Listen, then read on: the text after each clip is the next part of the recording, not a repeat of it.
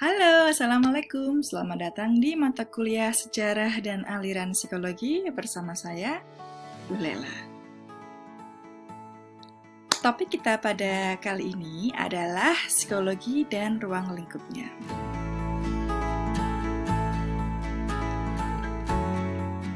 Nah, ini adalah menu yang akan saya sajikan pada video pembelajaran kali ini, di mana nanti setelah teman-teman menyelesaikan pembelajaran kali ini, teman-teman dapat menjelaskan yang pertama arti psikologi, yang kedua dapat menjelaskan tentang ruang lingkup psikologi, dan yang terakhir menjelaskan tentang metode penelitian dalam psikologi.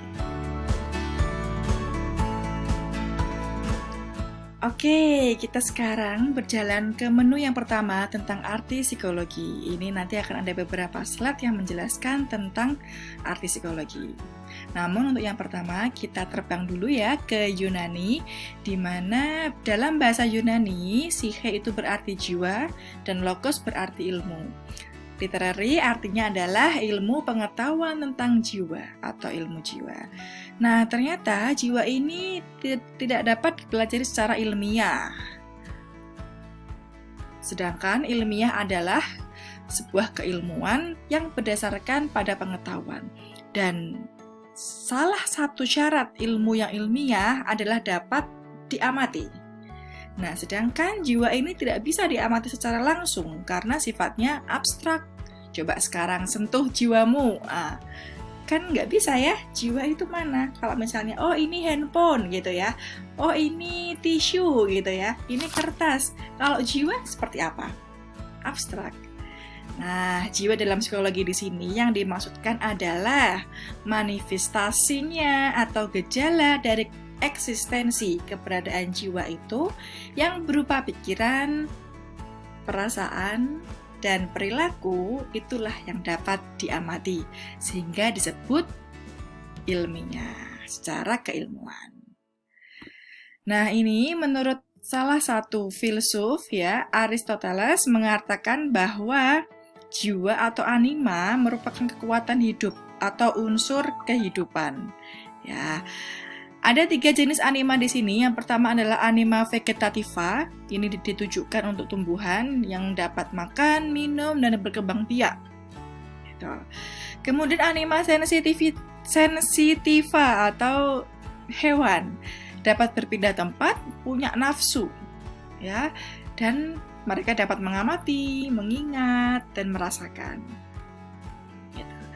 Nah, sedangkan yang terakhir adalah anima intelektiva. Ini mengarah pada manusia, di mana ada perpaduan antara anima vegetativa dengan sifat-sifatnya anima sensitiva, kemudian ditambah dengan berpikir dan berkemauan. Seperti bab sebelumnya ya, bahwa hanya manusia sebagai makhluk hidup yang diberikan anugerah berupa akal untuk berpikir dan berkemauan.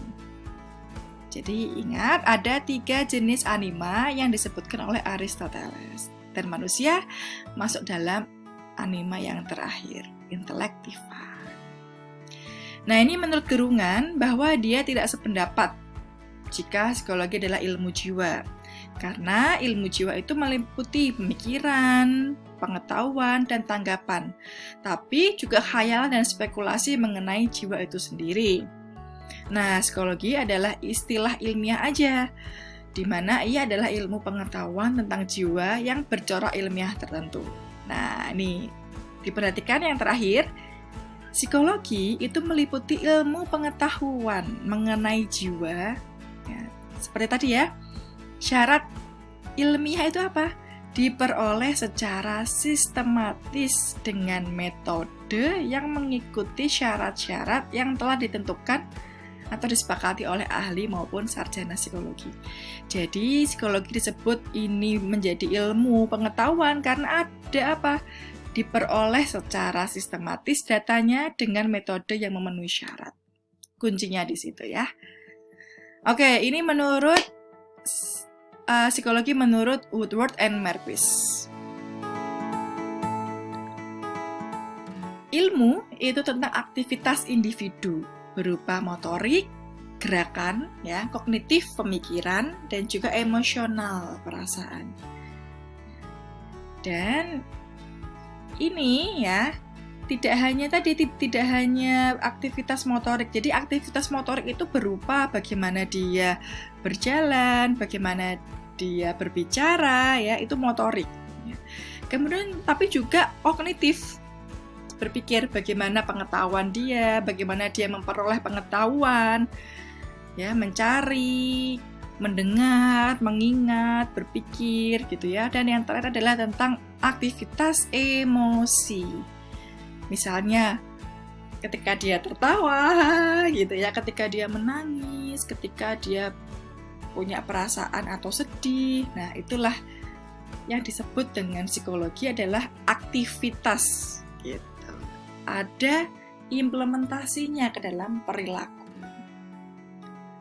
Nah, ini menurut Wundt, ini adalah salah satu bapak pendiri psikologi modern, menyatakan bahwa ilmu itu tentang kesadaran manusia. Kesadaran ya, poinnya.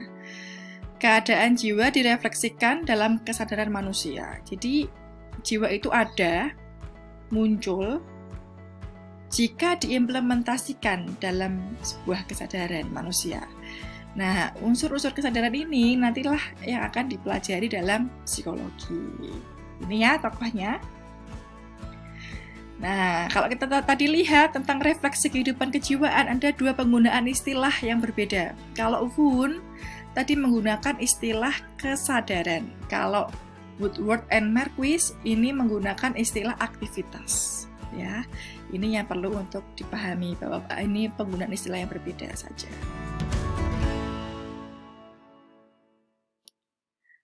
Next, kita ke arti psikologi menurut beberapa ahli. Nah, ini menurut ada juga yang berpendapat bahwa ilmu tentang perilaku khususnya manusia, ilmu yang mempelajari perilaku manusia, ya, human behavior, dan binatang, di mana hasil pengertian pada binatang diterapkan pada manusia. Nah, ini nanti juga teman-teman akan mempelajari nih, ada beberapa aliran di psikologi, ya, pendekatan di psikologi itu yang menggunakan eksperimen, percobaan, penelitian diterapkan pada hewan, yaitu anjing dan tikus, kemudian perilaku hewan itu direfleksikan kepada perilaku manusia. Nah, nanti teman-teman akan belajar di teori behavioristik gitu ya, tentang operational conditioning, tentang reinforcement, penguat, begitu. Dan yang terakhir ini menurut Bima Walgito, ya, dalam bukunya Psikologi Umum menjelaskan bahwa ini jiwa itu termanifestasikan dalam tingkah laku atau aktivitas. 3 aktivitas ini. Kita cek ya. Nah, ini 3 aktivitasnya nih. Pertama kognitif, pikiran, kedua psikomotorik yang dilakukan, dan emosional perasaan. Ingat ya, ada 3 aspek ini. Kognitif, psikomotorik, dan juga emosional. Kemudian perilaku, kalau kita ngomongin perilaku itu ada 2 yang tampak, overt behavior, ada yang tidak tampak, covert behavior. Nah, 2 hal ini yang nanti perlu untuk teman-teman ketahui. Jadi kesimpulannya, psikologi merupakan ilmu karena telah memenuhi syarat sebagai ilmu yang memiliki objek yang dapat diobservasi, yang teramati, memiliki metode ilmiah, prosedurnya, dan tersusun secara sistematis. Objek di sini adalah perilaku, baik perilaku kognitif, afektif, emosi tadi, maupun psikomotorik dan proses-proses mental manusia. Dan psikologi dibangun dengan menggunakan metode yang ilmiah, sistematis, prosedural, gitu ya, tidak subjektif, gitu. Nah, kita masuk menu yang kedua nih, yaitu ruang lingkup psikologi. Ada asas pembahasan yang pertama tentang strukturalisme, fungsionalisme, behaviorisme, humanistik, psikologi Gestalt. Ini adalah azas, mazhab gitu ya, aliran dalam psikologi yang nantinya di pertemuan-pertemuan berikutnya sampai nanti di pertemuan mau menjelang UAS, teman-teman akan belajar tentang teori-teori ini gitu ya. Kemudian bidang yang dibahas ada bersifat umum, psikologi umum maupun psikologi khusus, ya, gitu. Nah, untuk tujuan pengembangannya ada yang bersikap teoritis, pengembangan teorinya untuk nanti diimplementasikan ke dalam psikologi terapan. Jadi ilmu-ilmu yang hasil-hasil penelitian yang sifatnya untuk penerapan secara langsung, praktek digunakan secara langsung oleh masyarakat. Itu adalah psikologi terapan, gitu ya. Oke, nah ini kalau tadi kita lihat psikologi khusus, itu ada beberapa hal. Ini adalah nanti ditinjau dari terjadinya perkembangan manusia, ada genetis, ada perkembangan gitu ya. Kalau psikologi ini ditinjau dari kelompok manusia yang menyimpang dari norma, maka nanti akan ada patologi sosial, psikologi abnormal, psikologi klinis, psikologi anak luar biasa, psikologi anak berkebutuhan khusus gitu. Kalau ditinjau dari masalah kelompok, maka bisa ada psikologi massa, psikologi sosial, psikologi organisasi gitu. Dan ditinjau dari sifatnya, psikologi kepribadian. Nah, psikologi khusus ini nantinya akan teman-teman pelajari ya selama menjadi mahasiswa di prodi psikologi. Ini nanti akan menjadi beberapa nama mata kuliah gitu ya, akan dibahas lebih dalam lagi di sana. Disebut dengan psikologi khusus. Nah, ini fungsi psikologi ada deskriptif. Ini mengemukakan tentang menggambarkan objek formalnya secara lengkap, benar dan jelas. Misalnya kita mau melihat ya, objek di sini akan digambarkan secara rinci, begitu ya. Kemudian eksplanatif, ini bersifat menjelaskan akar, sebab dan proses terjadinya sebuah perilaku gitu.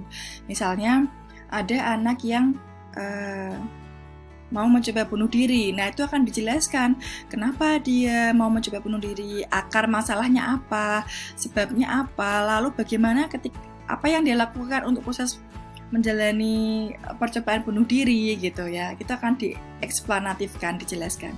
Prediktif ini nanti berkaitan dengan perkiraan. Jadi membuat sebuah perkiraan yang dapat terjadi di kemudian hari berkenaan dengan perilaku manusia. Misalnya dalam seleksi karyawan gitu ya, ada pengetesan, psikotes dan juga wawancara. Nah, dari hasil itu diperoleh data bahwa oh ini dia diprediksikan bisa menjadi karyawan yang baik sesuai dengan apa yang kita butuhkan. Dia akan bisa berkinerja dengan baik dari hasil pemeriksaan psikologisnya. Itu bersifat prediktif ya, gitu. Terus pengendalian ini psikologi untuk mengarahkan perilaku-perilaku manusia agar diperoleh hal-hal yang diinginkan, diharapkan, dan menghindari hal-hal yang tidak diharapkan. Ini nanti bersifat modifikasi perilaku.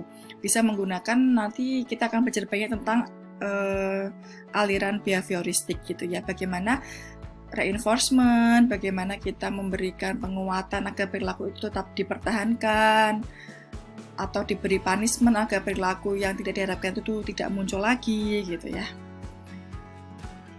Nah, ini metode penelitian dalam psikologi bersifat psikologi filosofis yang spekulatif, artinya subjektif.